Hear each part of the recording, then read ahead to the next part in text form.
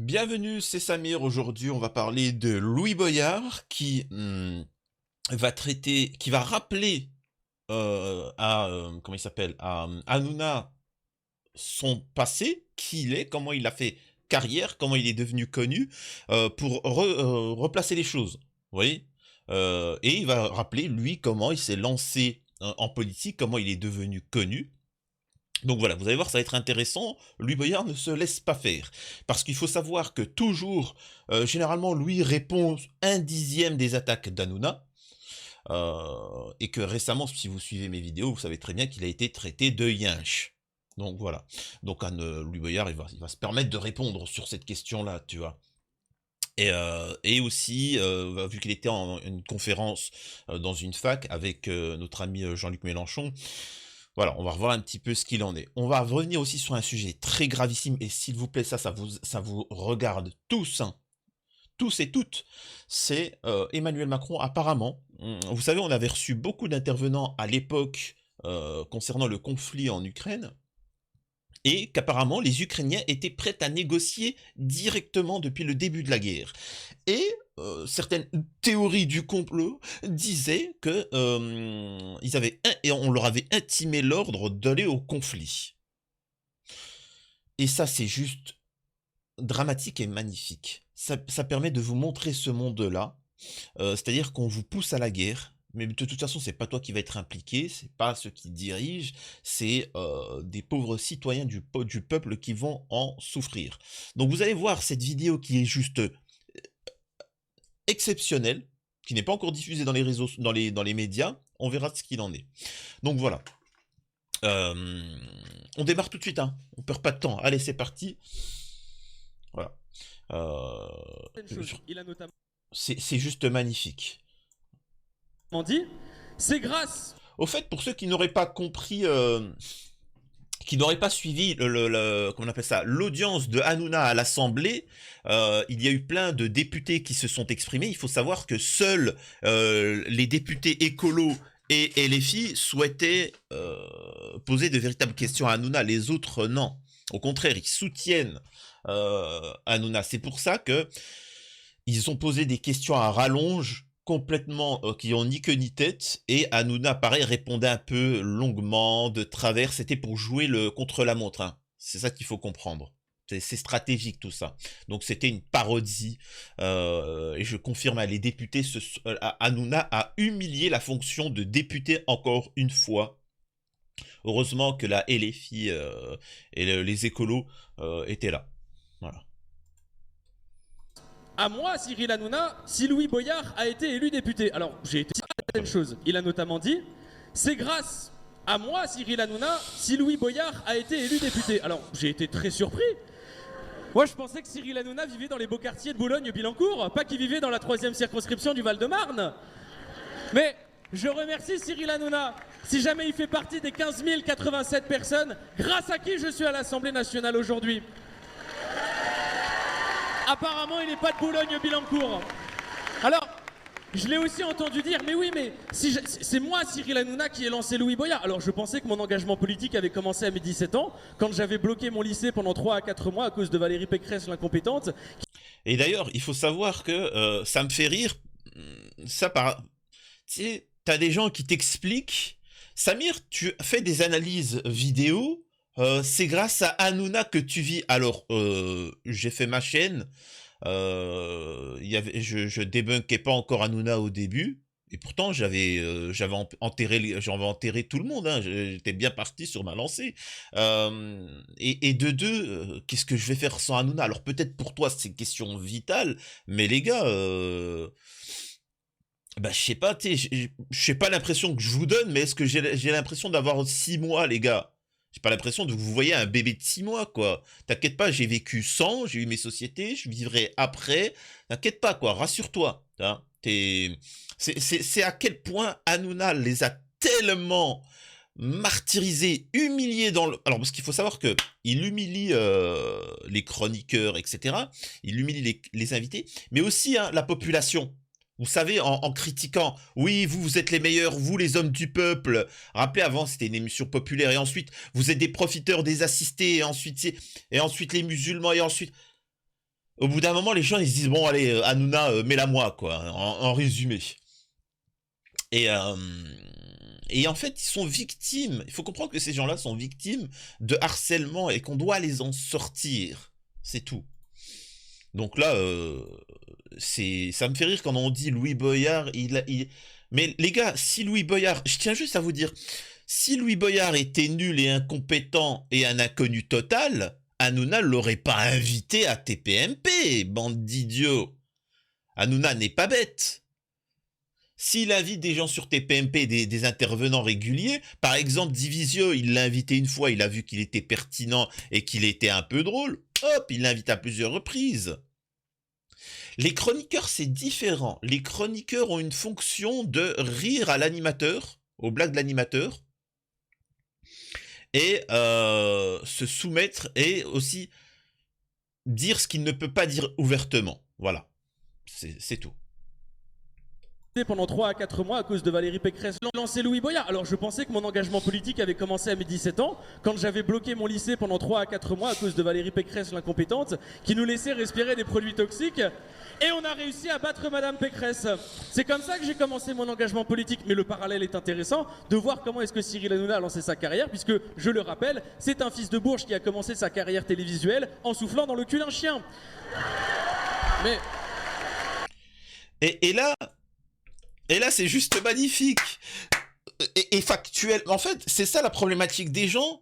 C'est que t'as des gens qui tombent sur Louis Boyard, qui soit... Alors, généralement, si tu es de gauche, tu apprécies Louis Boyard. Mais si tu es... Et c'est pour ça que je vous dis, je ne supporte pas... Les gens, d'ailleurs, ils comprennent pas ce que ça veut dire apartisan. Les gars, quand certains essaient de me copier mes façons de parler ou autres, ou mes positions... Les gars, je suis politique, hein. Je ne fais que de la politique. Mes vidéos sont essentiellement politiques. C'est juste que je suis en train de dire que les partis politiques t'enferment dans une certaine idéologie, et ça, je n'accepte pas. D'ailleurs que moi, je suis libre.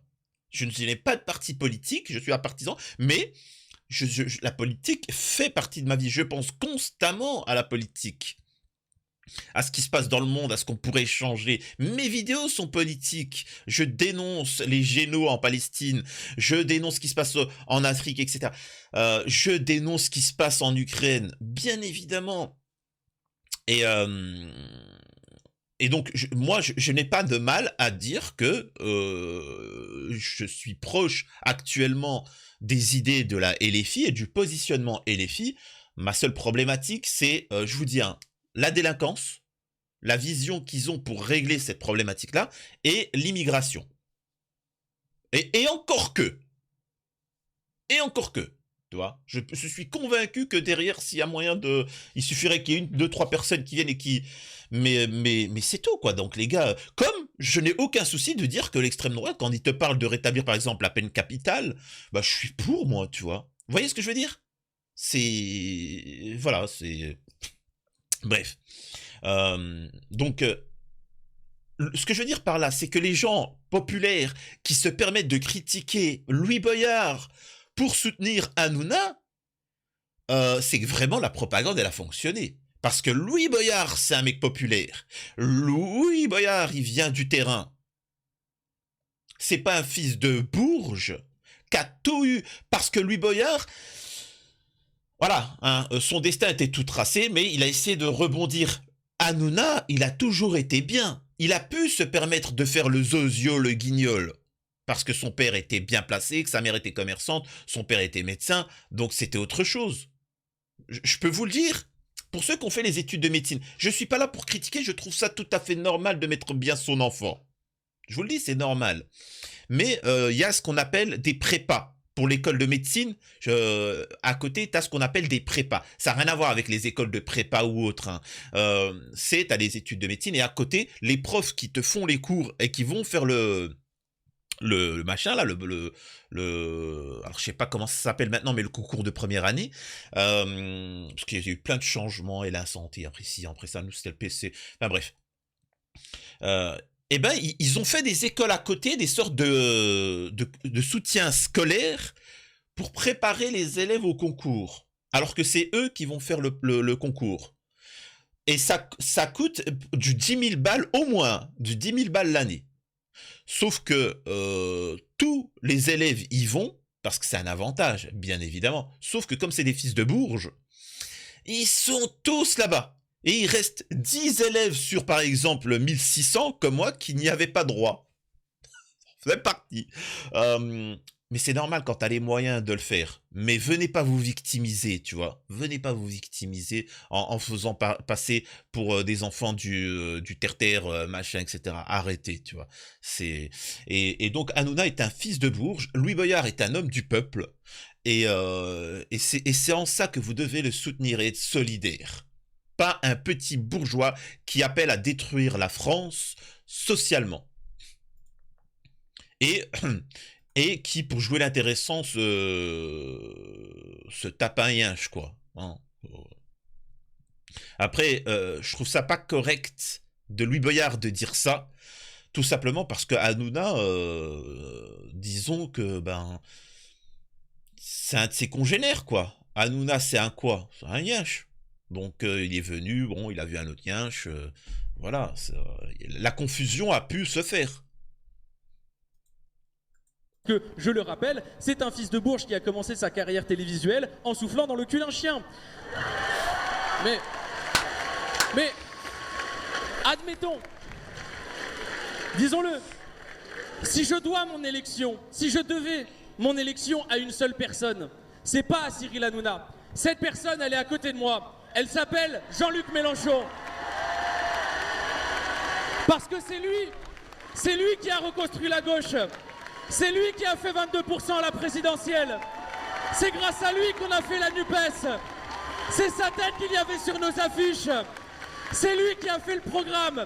Et c'est valable pour moi, comme c'est valable pour Olivier Faure et Fabien Roussel. Alors, j'ajoute autre chose. Il dit que nous avons été amis. C'est gênant. Je n'ai jamais été son pote. Parce que... Et ça me fait rire. Tu sais, ça me fait penser à des relations. Tu sais, il y a tellement de scènes que je pourrais vous raconter. Tu sais, les histoires de couple. Ouais, mais bon, c'était... tu sais, t'as le mec. Ouais, on a quand même passé de belles années. T'as la meuf. Non. Non, tu m'as punché, j'ai vécu la misère. Non, non, non, non, non, on n'a pas vécu des belles années, tu vois. On n'a pas le même... la même histoire, tu vois, en tête. On se souvient pas des mêmes souvenirs, hein. C'est... ah, franchement, là, Louis Boyard, il l'a remballé pour tout l'hiver. C'est fini. Moi, mes potes, ils ont pas peur de dénoncer le pillage de Bolloré en Afrique. Moi, mes potes, ils serrent pas la main de l'extrême droite. Moi, mes potes, ce ne sont pas des hypocrites du show business. Alors, je vais pas m'attarder plus sur ça. Et c'est exactement ça. Moi, les gens que j'aime, je précise, hein, les gens que j'aime, c'est des gens qui ont des valeurs. Hein, je vous dis, qui ont des valeurs. Je peux parler avec tout le monde, mais les gens que j'aime, c'est ceux qui ont des valeurs, qui sont contre la violence, contre le racisme, la haine, l'antisémitisme, tout ce que tu veux. Voilà, c'est des gens qui ne sont pas, qui n'ont pas une haine envers les gens qui sont riches, qui investissent et qui font tout ça, mais en fait des gens normaux, quoi, des gens simples, la population de base. Ça, c'est des gens que j'aime. Et même si on se connaît pas directement, sachez que vous êtes mon ami. Et vraiment, je vous aime. Voilà. Et c'est pour ça d'ailleurs que j'ai un sentiment pour défendre les Palestiniens, comme je peux défendre la situation en Ukraine, etc. Parce que c'est des citoyens comme moi. Je sais très bien comment ils vivent. Je sais très bien ce que c'est quand tu as un père de famille simple et que tu as un enfant. Comment tu penses? On pense tous pareil. Et c'est pour ça qu'il y a une sensibilité. Tu vois, les gens qui s'en foutent de tout et qui pensent qu'à leur gueule, ben, voilà. Tout ça pour vous dire que il faut arrêter. Lui, c'est mon ami, etc. T'es pas mon ami, t'es pas mon machin. Il y a pas tout ça. Tu peux me connaître depuis 40 ans. T'es pas mon ami. Mon ami, c'est quelqu'un. C'est par exemple pour les Palestiniens. Je vais vous poser une question. Les Palestiniens, c'est qui leurs amis en France? Leurs frères? C'est qui leurs amis en France? C'est les personnes issues de l'immigration de la communauté musulmane qui disent Free Palestine! hop, ils chopent des abonnés, ils se font de l'argent et puis c'est fini. Ou c'est les mouvements LGBT qui récemment ont fait un truc de don et qui ont récolté plus de 2 millions pour les soutenir et qui est pas une famine enfin, au niveau alimentaire. C'est qui leurs amis à votre avis? Vous voyez ce que je veux dire? Il y a le concret. Et ça, ça dans tous les domaines, mesdames, n'en déplaise aux hommes parce qu'ils vont encore me critiquer en commentaire, tu vois. Vous êtes les plus victimes dans les relations de couple, etc., de violence ou autre. Et parfois, vous vous dites, ouais, mais, les actes, regardez uniquement les actes, c'est tout. Le reste, c'est que du blabla. C'est tout. Je veux juste terminer en disant une chose. Je trouve vraiment triste qu'une émission comme Touche pas à mon poste, qui fait référence à un slogan antiraciste qui s'appelle Touche pas à mon pote, soit devenue aujourd'hui la courroie de transmission du plus raciste des milliardaires français. Pour ce qui est de Cyril Hanouna, c'est un larbin et moi je m'intéresse au véritable problème, c'est-à-dire Vincent Bolloré. Eh ben, en fait, c'est exactement ça. Certains n'ont pas compris qu'Hanouna, alors pour eux, c'est leur dieu. Hein. Pour moi, ce n'est qu'un sujet parmi tant d'autres. Hanouna, ce qu'il faut comprendre, et c'est ce que certains n'arrivent pas, parce que la majeure partie gens qui critiquent Hanouna, c'est ceux qui l'ont bip. Hein. Moi, je débunk. Hanouna n'est pas mon ennemi. Hein. Hanouna n'est pas... Il est l'ennemi de certains qui essaient de me copier, etc. Mais moi, il n'est pas mon ennemi. Hanouna n'est que le fer de lance d'un système. Je vous l'ai toujours dit, Hanouna n'est rien. Il faut boycotter TPMP, il faut dénoncer TPMP, mais faut comprendre... Alors, je vous appelle à boycotter, mais c'est rare que je le dise. Je vous explique le fonctionnement, le système. Pourquoi? Comme ça, une fois qu'il n'y a plus TPMP, c'est-à-dire que même si vous vous amuseriez à regarder une autre émission, vous direz « Ah, c'est bizarre. Ah, c'est bizarre. Ah !» Vous compreniez le mécanisme de manipulation. Vous voyez ce que je veux dire? Et là, tu détruis toutes les émissions. Voilà, c'est ça le truc que j'essaye de faire comprendre. C'est parce qu'Hanouna, en soi, il est rien du tout. C'est un minable. C'est toute la société derrière qu'il faut détruire. Mais bon, c'est assez particulier. Mais masterclass de Louis Boyard. Hein. Et pour revenir, hein, et pourquoi je respecte Louis, et je suis pas déçu d'avoir été le seul pendant un temps à l'avoir défendu, quand tout le monde lui tombait dessus, après par opportunisme, quand ils ont vu que les gens l'appréciaient, ils ont commencé à le défendre, mais respect à lui. C'est un petit bonhomme, mais il vaut ce qu'il vaut. Il n'y a pas besoin d'être quelque journaliste que ce soit. Il n'y a pas besoin d'être de quelque religion que ce soit. Il n'y a pas besoin d'être de quelque conviction politique que ce soit pour répéter les mots que je vais dire. Tuer 30 000 civils, 12 000 enfants, organiser la famine, ce n'est pas un droit à se défendre. Cessez le massacre, cessez le génocide, cessez le feu, cessez le feu. Et je rajouterais, parce qu'il a oublié, Louis Boyard, il a oublié de préciser, parce que ça a été coupé hein, dans son discours, dénoncer ce qu'il se passe à l'heure actuelle, c'est un devoir. Ma chaîne, vous le savez très bien, ceux qui sont là, l'autre, celle qui date d'il y a plus de 2 ans, je faisais de l'humour, alors je faisais toujours de l'actualité avec un peu plus d'humour. La situation là est plus dramatique, donc forcément le sujet est un peu plus dramatique. Mais les gars, arrêtez de me dire merci, si ou ça. Les gars, c'est un devoir, c'est une obligation. C'est une obligation humaine de dénoncer ce qui se passe, et moi, je suis musulman. Et donc, je considère que un jour viendra où je devrai rendre des comptes pour chaque action de ma vie, chaque chose, et que le moindre acte de bien, le moindre acte de mal, sera jugé. Et à ce moment-là, on me dira, d'accord, tu as eu de l'argent, tu as été riche, parce que je me considère comme, voilà. Qu'est-ce que tu as fait de tout ça? Tu as le droit de te mettre bien, bien évidemment. Tu as le droit de te mettre bien. Mais est-ce que tu as pensé aux autres? Qu'est-ce que tu as fait pour les autres? Est-ce que tu as des gens qui souffraient autour de toi? Est-ce que tu les as aidés? Non, tu n'en avais pas les moyens. Mais est-ce que tu as essayé de résoudre leurs problèmes avec la parole? Non. Est-ce que tu as fait des invocations au moins? Juste le simple fait d'y penser, non, ok, t'es un salaud. Et moi, le peu d'audience que j'ai, vraiment, d'ailleurs, j'en profite parce que c'est le carême, j'en profite parce que c'est le ramadan. Pour les juifs, il y a Péchar bientôt. Parce que n'en déplaise à certains, moi je suis suivi par des juifs. Alors certains, alors je m'en fous hein, de gauche, etc. Ça reste des juifs, donc ils me suivent, ils me soutiennent. Moi, je préfère être suivi par des gens de la trempe d'Albert Einstein, d'Hannah Arendt, de certaines personnes comme ça, de la haute sphère juive qui dénonce le Likoud, qui dénonce ces drames, comme le truc de Sadek, bon, vous connaissez pas, mais bref. Bref. Magnifique, mais c'est un devoir que de dénoncer cette situation folle.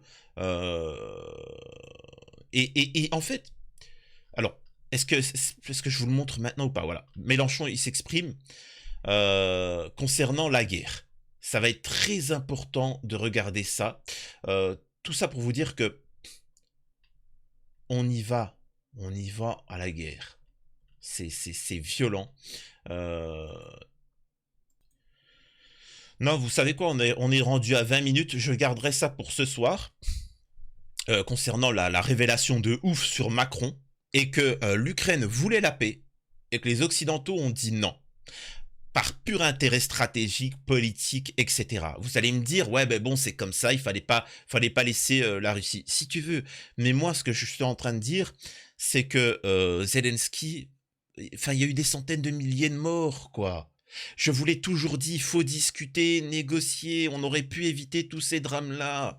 Alors c'est bien facile de me dire après qu'il y a la guerre et de me dire, Samir, oui, mais regarde maintenant. Oui, mais là c'est trop tard. Mais pour la Deuxième Guerre mondiale, vous allez me dire, ouais, mais les chambres, les camps, etc. Mais je suis pas en train de te dire qu'il faut négocier là maintenant.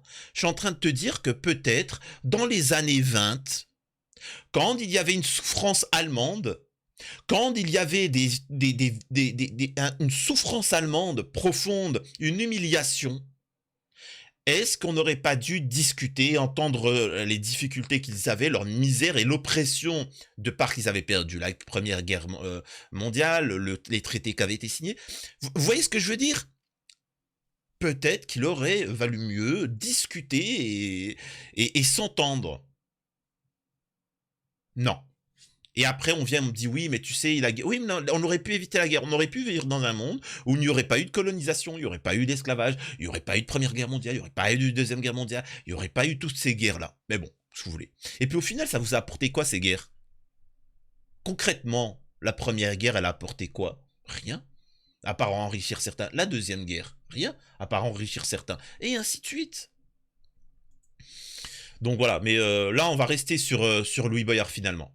Défendre. Avant de commencer, je vais vous demander quelque chose. Je vais vous demander de témoigner du soutien, de donner de la force à toutes les personnes qui, à travers le monde, à travers la France, se mobilisent pour qu'enfin s'arrête le génocide qui a cours à Gaza.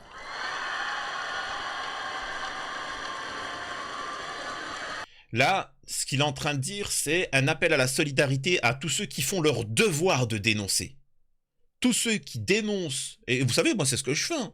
Alors je peux pas le faire tout le temps, mais sur les réseaux sociaux, ou dès que je vois des gens qui soutiennent, qui dénoncent le géno, etc., hop, je les ajoute, tu vois, machin. Quand je vois des streamers qui défendent la Palestine, alors parfois je peux les louper parce que je ne vois pas forcément tout, ben je fais un peu leur promo, en fait, je les note dans ma tête.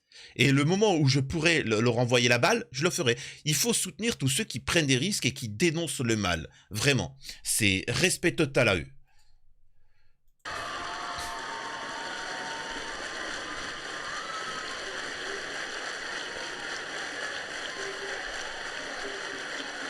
Je vous demande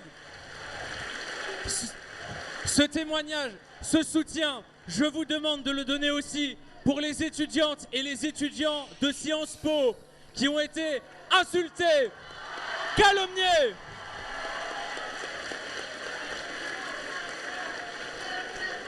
Je vous demande de donner tout votre soutien aux étudiantes, aux étudiants de Sciences Po qui ont été victimes d'une fake news, qui ont été accusés de l'infamie parce qu'ils se mobilisaient contre le génocide qui a cours à Gaza.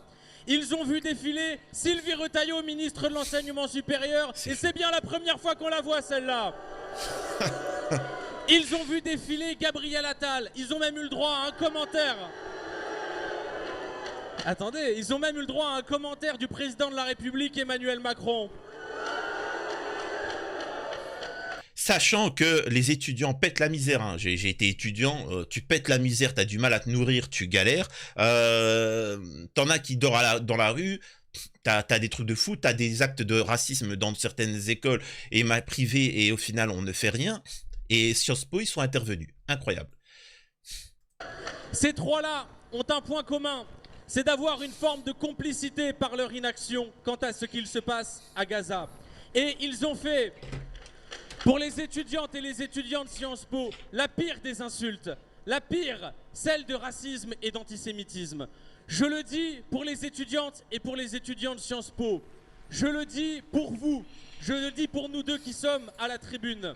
Si jamais une personne juive était attaquée, si une personne musulmane était attaquée, si une personne chrétienne était attaquée, si qui que ce soit était attaqué en raison de sa couleur de peau, si qui que ce soit était attaqué en raison de sa religion, nous serions les premiers à courir pour les défendre. Nous serions les premiers à courir pour les défendre.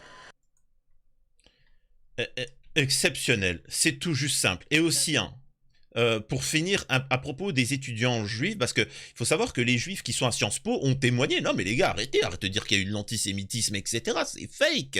C'est fake. C'est comme les personnes qui sont de confession juive et qui regardent mes vidéos, ils disent « Ah bon, Samir il est antisémite? Ah bon? Mais pourquoi?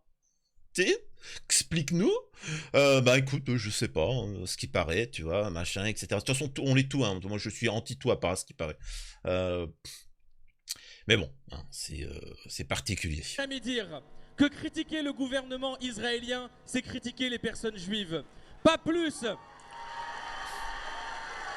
Pas plus que nous ne laisserons dire que les personnes juives sont engagées par la politique d'extrême droite du gouvernement israélien.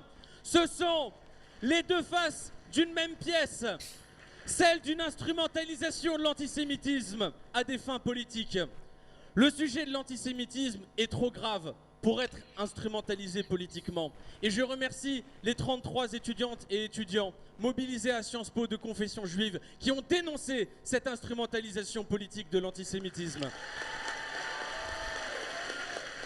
Le sujet de ce qui se passe à Gaza est trop grave pour que soit fait une instrumentalisation politique. Et je m'étonne. Et ça, je précise, le sujet, il est trop grave pour que vous le repreniez pour faire des abonnements, des vues, des buzz. Est-ce que c'est clair? On se tait quand il y a un géno. On le dénonce. Et après, on s'occupera des détails après. Incroyable, ça. Et c'est pour ça, je suis désolé, je ne peux pas accepter que certains utilisent cette chose-là et puis là, ils restent un peu muets. Enfin, bref. De voir ces médias relayer une telle... Au passage, attendez, j'ai oublié, pensez à vous abonner, vérifiez si vous êtes bel et bien abonné, laissez un commentaire, likez, partagez, vous connaissez la chanson. Par contre, je diffuse toujours une vidéo entre midi et 14h et le soir. Vous avez l'habitude, hein, ça fait un moment que je le fais. Et si vous ne voyez pas la vidéo arriver, n'hésitez pas à aller sur ma chaîne de vous-même, aller dans l'onglet vidéo, dernière vidéo, etc. Voilà, hein, parce que parfois, vous n'avez pas cette notification. Mais sachez que les gars, 7 jours sur 7... midi et soir. Hein. Telle fake news, une telle injure, alors qu'ils sont incapables de relayer les visages, les corps de ces enfants qui meurent de faim alors que règne la famine à Gaza. Plutôt que de partager des fake news, partagez ce qui se passe là-bas, montrez les horreurs, aidez-nous à faire cesser le massacre. Juste exceptionnel. Je crois que je vais peut-être... Alors, je rigole bien évidemment, hein. Je crois que je vais me lancer en politique. N'espérez pas, hein, commencez pas à prendre vos cartes d'adhérents, mais respect à Louis Boyard. Magnifique, sublime, force à lui. Un homme réellement du peuple, hein, vraiment. Allez, je vous laisse, prenez soin de vous, à la prochaine.